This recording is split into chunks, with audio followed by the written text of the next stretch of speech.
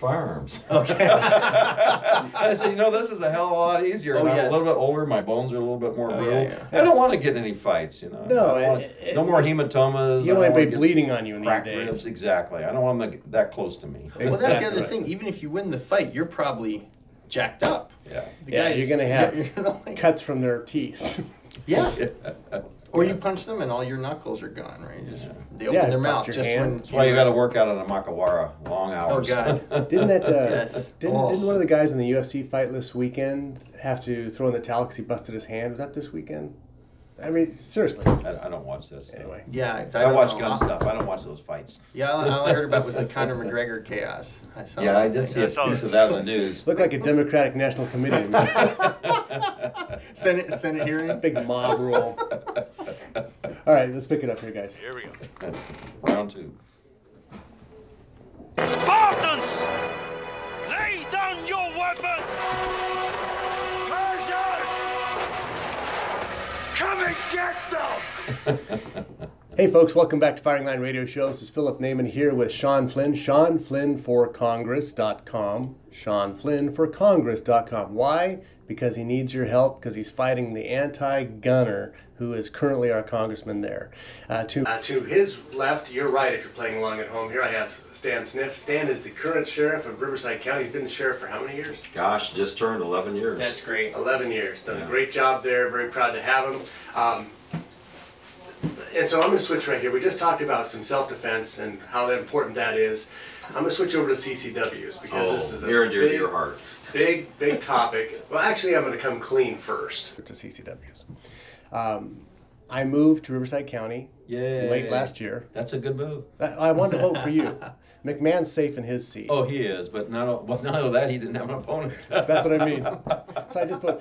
But anyway, I lost my CCW because I switched counties. Yeah. That's what happens. Plus, it was up for renewal, so there was no way to do it and move anyway. So it just happened to be the perfect storm. I had to surrender my CCW because I switched counties. We were so backlogged from the 2015 and everybody wanting a CCW that interviews were almost a year and a half out. Oh, no, they were over 2 years out. It really got bad. Yeah. So I put in my application and I submitted and I got a date for my interview of August 2019. Originally. Depressing, right? Wow. So I had filled out my application. I'd done everything I was supposed to do. Filled out my application, got it ready to go. And then I get a call a couple weeks ago that, hey, we're picking things up. So somebody somehow took an hour off of my interview date, or an hour, a year. There you go. It's like an hour. It's that cookie you had this It's a morning. little longer.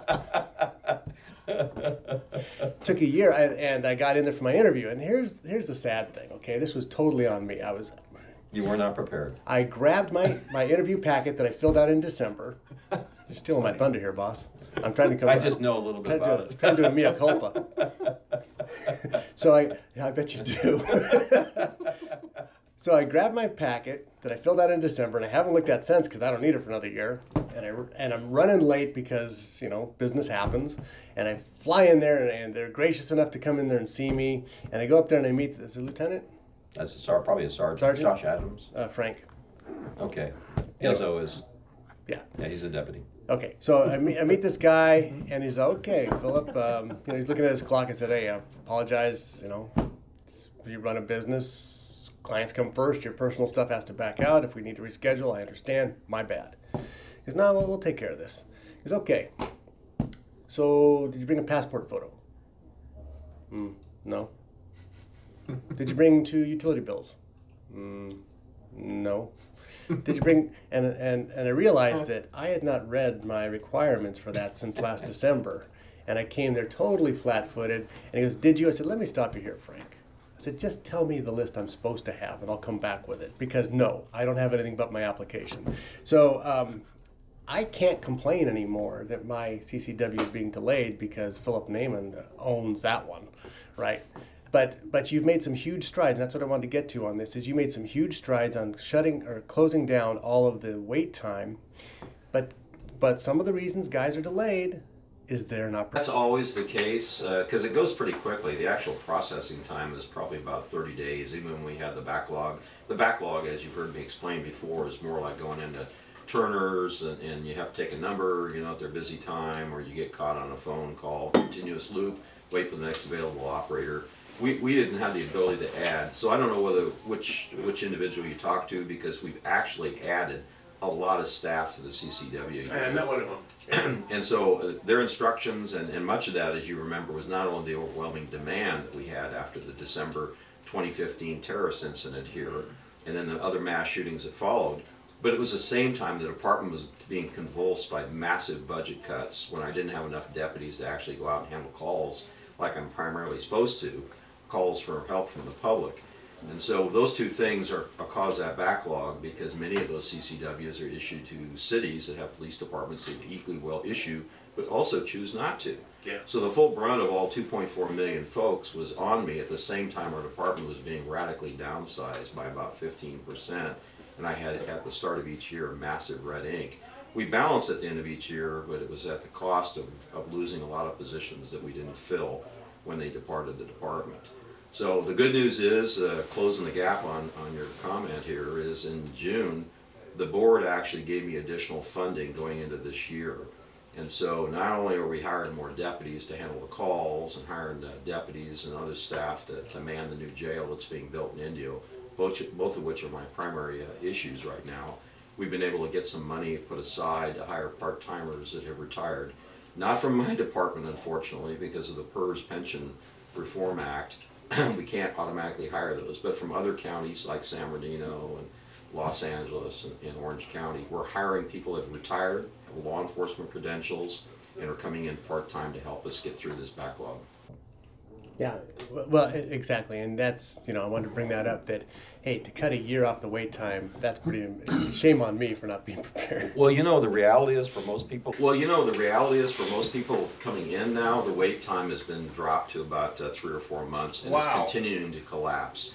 And that's a wait time that just a year or so ago was running over 2 years. Right. And that was unfortunate, but I simply did not have, I could not in good faith end up pulling more deputies off the street or out of our jails when I'm running massive overtime. These guys are working their days off. It's all a matter of priorities. But when half of the people that are asking for CCWs are coming from cities that are perfectly able to issue CCWs but choose not to, I'm happy to do it, but the full brunt of all that fell on the sheriff's office. And so I'm glad we're getting caught up on it. But it's been primarily a funding issue and a staffing issue over the last couple of years. Not that we didn't want to. And honestly, some of the things that people talk about as far as, well, I don't know what to, I hear this often. Well, geez, it's not a shall issue. I have to write down why I need a CCW. But that wasn't, you'll find that there's almost 30,900 CCW permits. It's a record. I took office 11 years ago with 500 active permits, and there was a little bit of a scandal with how those were being issued anyway, as well as selling badges for cash. We cleaned all that up. Was all that done at that strip club the old sheriff used to hang, or the police chief? No, I think you're thinking police chief. Oh. But we won't go there. But I do know that story on it. But nonetheless, we've made new records almost every year, and I'm happy. I actually talk a lot before the public and push those that are going to be responsible to get CCWs. So our county supports it very well. It was just unfortunate that we got whacked so badly. I lost about $72 million in cuts just in 2 years. And that's about 10% or 15% of your budget? About 15% of our workforce was reduced over a period of 2 years, and that's what's been so hard on the department. So 15% of your workforce. Now workforce, we're not talking about guys putting widgets in a box. Criminal Well, some of them criminal put widgets. The civilian do the widget stuff, but the deputy sheriffs are armed and handle calls for help from the public, and the correctional deputies work alongside them in our jails, and they handle these nasty inmates that we've got, particularly post AB 109 realignment in 2011.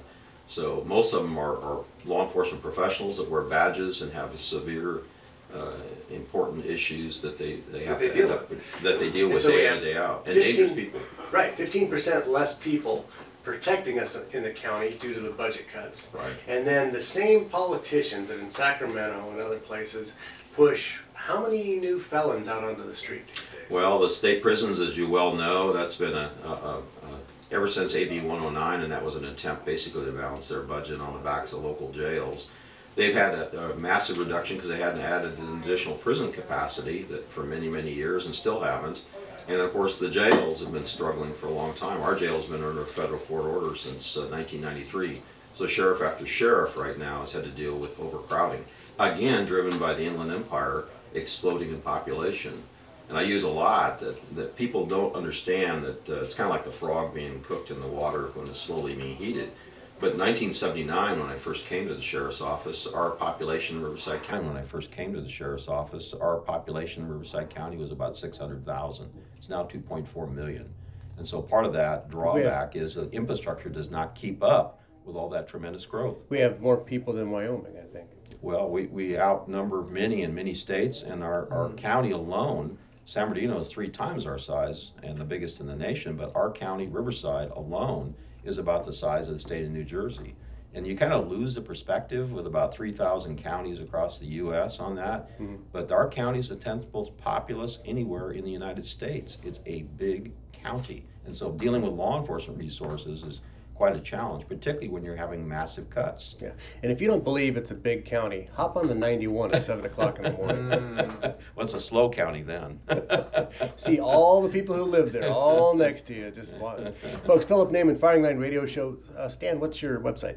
It's reelectsheriffsniff.com. Reelectsheriffsniff.com and SeanFlynn for Congress.com. We'll be back with one more segment after this.